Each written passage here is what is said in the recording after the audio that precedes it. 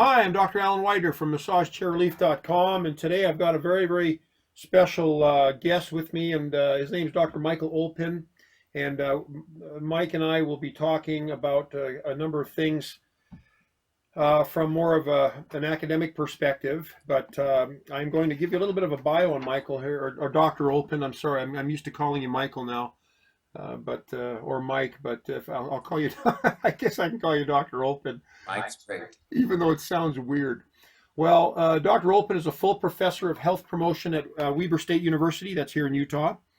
He has studied and researched the science of stress management for over 30 years. He received his PhD in health education from Southern Illinois University with his dissertation focusing on the stress response in college students. College students don't have stress, do they? He, I can't even comprehend that. He earned his MA in health promotion and his BA in organizational psychology from Brigham Young University. He's taught at several universities across the nation, including West Virginia University, Virginia Tech, Concord University, Southern Illinois University, Brigham Young University, and Weber State University. And I might just add, that's quite, it's hard to believe you've done all that when you look so doggone young. But I'll also mention here that Mike is the author of 3 texts. Your most recent one is this one called Unwind. This one was written in conjunction with the Franklin Covey Institute. And I don't know if people are familiar with Franklin Covey. I'm sure they are if they've ever been involved in any kind of personal life or time management. Franklin used to be called Franklin Quest, now Franklin Covey, in partnership with Stephen Covey and his work. But this is your new book called Unwind. And then also you have a book called The World is Not a Stressful Place, Stress Relief for Everyone, Dr. Michael Olpin, PhD. And then the one that intrigued me the most when I saw this was your the Stress Management for Life class curriculum. So you've actually written this textbook, and it is a thick thing, and I'm pretty impressed with the format, the layout, and of course all the information in it. But Michael has written a textbook for college courses, and from what I understand, Mike, this text you told me is used in a number of universities and colleges around the country. Is that correct? As far as we know right now, it's being used at, I don't know how many exactly, but enough to say that it's out there all over the world. Well, that's pretty amazing and quite well accomplished. And I might admit, I might also mention that you're a pretty humble dude, considering all these accomplishments. When I read your bio, I was kind of amazed at all the things that you've done. And you also have a website, stressmanagementplace.com. And of course, you've produced CDs and DVDs, MP3s, videos, and whatnot, all related to stress reduction and relaxation training. And of course, I might also mention that you're married and you've got 4 kids, and you're a very athletic fellow. As a matter of fact, every time I see you, and even today, you're in some kind of sporty outfit, sweats or something like that. As a matter of fact, I think one of the times we met, I thought you'd just come back from working out, but no, that's just how you dress. So, anyways, it's sure good to have you here, Michael. Thanks for making time to visit with me today. Oh, it's my pleasure. And I'm excited about this call, and in a moment, everybody will understand why I'm excited about this. Now, as you know, I'm kind of an expert on massage chairs, but Michael is an expert on stress reduction and kind of life management skills. And I might add that this is a real nice blend when you think about it, because chairs, a lot of people buy massage chairs for stress relief. And of course you're in a stress reduction industry. Well, what I'll do is relay a little bit about how you and I came to meet and why we are even having this discussion today. I think it was maybe 4 or 5 years ago, wasn't it, Michael? That you bought a massage chair from us for your stress clinic there at Weber State, this up in Ogden, Utah, and you'd already had one there before, but you bought your second one from us, and then over the last 4 or 5 years, you bought 2 more. So now you've got 4 massage chairs in your stress clinic. And of course, I didn't really fully get what you were doing with them. I just knew that you had a relaxation center. I figured that was just where kids came and lay down and stressed, relaxed. But of course, now that I understand the scientist that you are and the researcher that you are, I appreciate the fact that maybe there's a little bit more going on than just sitting in massage chairs and turning them on and off for these students and faculty and staff. Well, one of the my son Rob and I came down a few weeks ago to help you move your massage chairs to a different floor on your building there, because you were moving your stress clinic or stress center. And and I did mention that you are the head of the stress center there at Weber State. Hmm. It was, did I call it right? Was it the stress center or the We call it the Stress Relief Center. stress relief center? Yes, and you're the founder and director of that stress relief center. And so you had called us to help you move these chairs to the new floor. And so I went. My son and I came over there a couple of weeks ago to help you move those. That's something that we do for our local customers, anyways. And you took us up on that. Well, in the course of our conversation while we were moving the chairs, you had mentioned to me that you had been collecting data on all the people that had been sitting in these chairs, and I was a little taken aback by this because I've always, well, anyways, I'll get to that in a minute, but you had mentioned that you guys take the pre and post systolic and diastolic pressure, blood pressure measurements, pulse measurements, and some subjective stress measurements. And I was so shocked by this because I'd never even put two and two together that you have a stress center, you're a PhD, maybe perhaps they're doing some kind of data harvesting, and it never even occurred to me that you'd be doing this. And when you mentioned this to me, a light just clicked on in my head because research is something that's always interested me, coming from a healthcare background and loving research and studying research. Well, this led to a conversation between you and I where maybe we could start doing some research projects, or at least taking the data that you've accumulated over the last 4 or 5 years and taking a look at it. Well, you had mentioned to me that the data was significant. In other words, the numbers pre and post were significant enough that it was remarkable. And so that really got my juices flowing. And then Michael and I met a week later for lunch to talk about the idea of working on some other projects. But what I wanted to focus on today was talking to Michael about the findings of this research study. I'm just fascinated by it. So maybe, Michael, what I'll do is turn the time over to you then to maybe elaborate a little bit on what you've been doing what in your clinic as a whole, not just with the massagers, but maybe in your center as a whole, and then how the research comes into play and what you found, what the results of your research have been. Sure, no, happy to. It's an exciting thing that we have going on here. As you accurately said, the college environment is one of really high stress. As a matter of fact, recent data on the concerns that students have or the problems that students have related to their academic performance and stress every single year has been the number one concern, the number one challenge, more so than pretty much any other, like sickness or drug use or alcohol use or anything else. Stress is far and away number one, and anxiety is number two. I mean, and sleeping problems is number three. Stress is just, and so I thought, well, we have plenty of people here doing stuff on nutrition. We've got an excellent exercise science program here, but nobody was doing anything about stress. And if it's number one for the biggest concern, I'd like to do something about it. And since I had a bit of background with it, I thought, let's put together a place where people could come, and while they're here, let's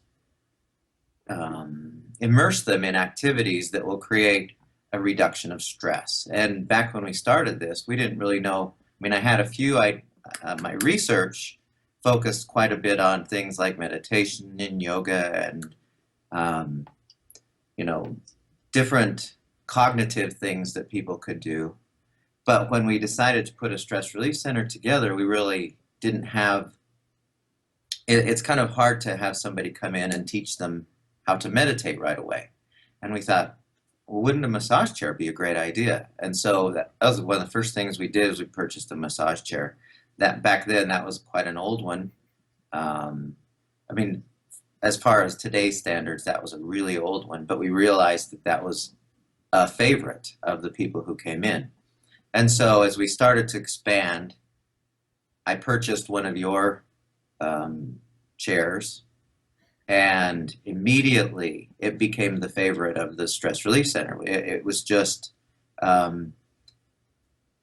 clearly the go-to item of all the different things that we have. And we have quite a few things in here now, but like you said, we've purchased some more of your chairs, and we have about somewhere between 3 or 4 thousand students who come to our stress relief center per year. Wow. And Does a large percentage of them sit on the chairs? Is that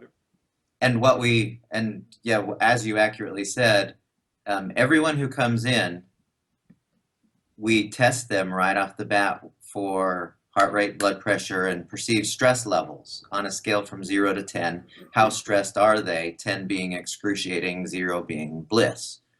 And then they have the choice of doing something in here.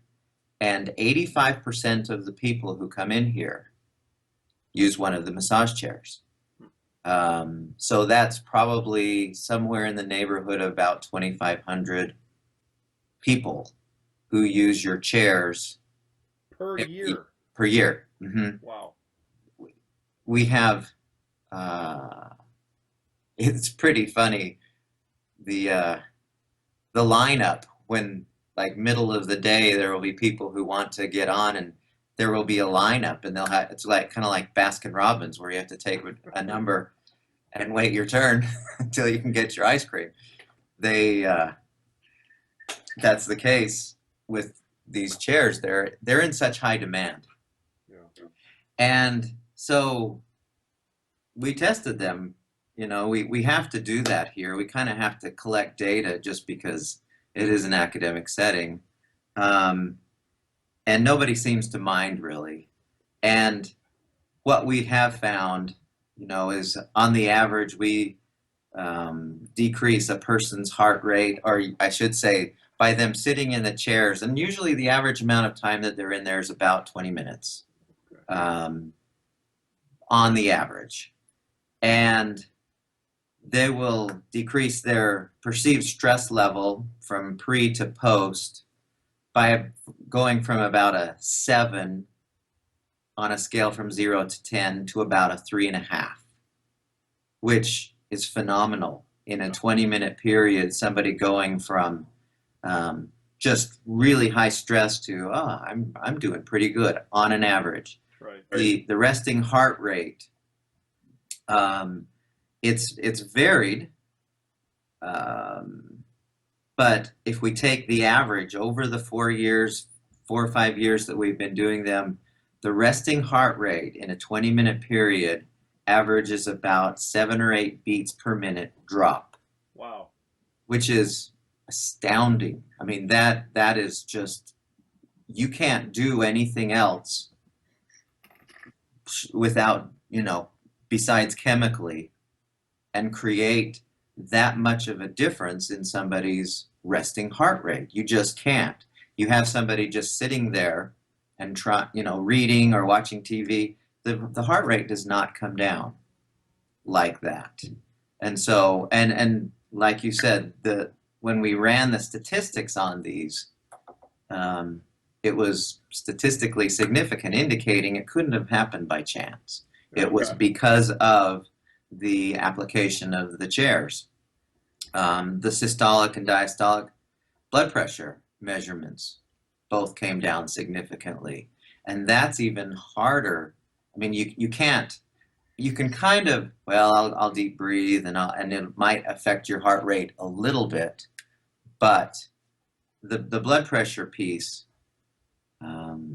that's just another astounding finding, that people's blood pressure is coming down so significantly simply by 20 minutes sitting in the chair. And so we're excited about, I mean, that's phenomenal information that kind of nobody knows about. And it was because, you know, I don't think it's ever been done to have a study that looks at the effects of a massage chair. We know that if you did a massage or yoga or meditation, there's plenty of good research to show that those things seem to work, but not massage chairs. And I think that's what's exciting about where you plan to go with this, and I'm absolutely thrilled to be a part of it, is let's get some papers done. Let's get some research, some published research. Let's spread the word in a scientific way. Because anecdotally, it's easy to say, well, yeah, massage chairs make me feel better. Right. Definitely. But to have a database of 12,000 people, and I mean that's I don't think that's anywhere ever been even remotely No.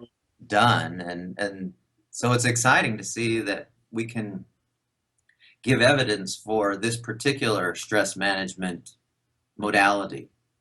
And Well, it's interesting that when you say anecdotally, to me that just means sales pitch. mhm, For the massage chair industry, it's an infantile enough industry that research studies have not really been done on anything that I'm aware of. And so to be able to have this kind of data on such a wide uh, sample, I mean, are you like 12,000, 10 to 12,000 people? That's just amazing. And that's never been done, let alone a small sample size of 100 maybe or 500. yeah, So I think this is phenomenal. But what it'll do is, you know, like I'm a massage chair guy, I'm a massage chair salesman, if you will, as well as a doctor who has that kind of that academic perspective. But there's not much. I mean, we educate on our videos about how to use chairs and comparisons and whatnot. But as far as the real stuff that you're doing, this has not been done before, and so uh, I am very, very excited about what you've done and what you're doing without even realizing that you were doing it. mm, Now, tell me, I just have a question for you about the. Oh, well, anyways, where I was going with that last comment was how nice it'll be to tell people, hey, you know what?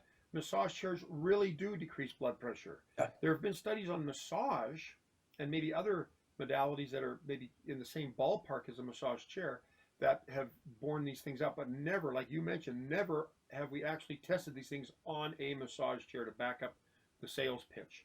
So right. now, how wonderful it'll be to be able to say, yes, these things actually do decrease blood pressure or decrease heart rate or decrease stress because we've actually measured it. This is legit. This is objective data. Now you had mentioned, and I don't remember exactly the full context of this discussion, but when we had lunch, you had mentioned that you had shown the data to somebody that's you know, because you were kind of looking at this data thinking, oh, that's pretty cool, lower blood pressure, lower pulse, but you didn't realize the significance of the statistics. But you had shared that with somebody else, and tell me how what came of that discussion. Yeah, it's a great story. We we're not we're more in the in our program. It's called Health Promotion, is the program I'm in, and we're not real, you know, statisticians. We know what works and we try to teach those things. We don't get into the science of it too much. We just trust that other people are doing the science. But the people in the psychology department, that's their field. You know, they have to do measurement is the altar on which they mm, base all of their truth with a small t. And so we took this to one of my students had a good relationship with one of the psychology professors here who was quite a statistician, understood statistics and the way to assess things in really scientific ways. And he took one look at this. I mean, he ran the numbers, Mm-hmm. and they didn't separate out anything. It was considering all of the modalities that we have, all the different methods of or the toys that we have in the Stress Relief Center, but we're still looking at 85% of the things that the 85% of the visits were for the massage chairs. So we can pretty much say, yeah, this applies almost entirely to the massage chairs. Mm-hmm. But he looked at it and he said, essentially, if this were a drug, you would you'd become billionaires selling this drug because of the absolute certainty that this is what's causing that outcome, that it's not anything else. It couldn't have happened by chance. I mean, it was so strictly applied, this data analysis, that it was there. You can't leave anything to question. There's nothing left to question, but what's happening in our place is creating those outcomes, and they were just floored by how how amazing it was. And I think the interesting thing that might be good for your viewers to be aware of with our university, with Weber State, it's kind of a different school in that, the typical school, the population, the typical university is the 18 to 22-year-olds. At Weber State, the average age is 26. The median age for Weber State University is a campus of about 26,000 students is 26.